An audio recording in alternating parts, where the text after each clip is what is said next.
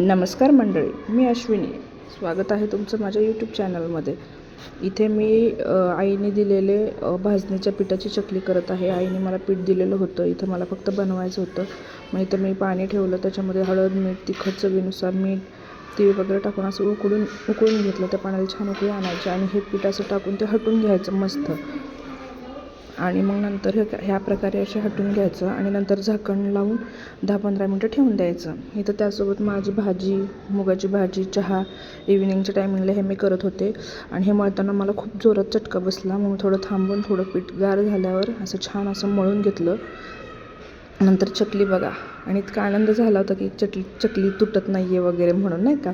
खूप सुंदर अशा चकल्या बनत होत्या. मी 2 वेगवेगळ्या साच्यात, ही पहिला साचा घेतला होता, याच्यामध्ये खूप मोठी होत होती, तळी वगैरे जात होती, पण असं मला बघायला ते खूप मोठं वाटत होतं चकली. नंतर मी दुसरी वगैरे छोटी, म्हणजे ते काय म्हणतात त्याला, चाळ, आणि ते मधलं ते वेगळं घातलं छोटीवाली, आणि मग केलं.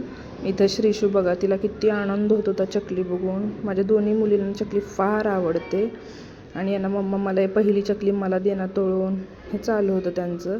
तुम्ही बघू शकता, खूप छान चकल्या झाल्या होत्या, एकदम कुरकुरीत अशी बनली होती, अजिबात तुटली नाही, विरघळली नाही.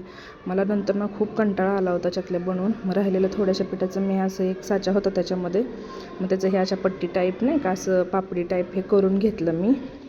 आणि मग नंतर त्याचबरोबर मध्ये मध्ये मुलींना भूक लागली होती, त्यांना जेवायला वगैरे वाढलं. 7:30 वगैरे झाले होते. मग नंतर हे बघा, अशा प्रकारे माझी चकली रेडी आहे.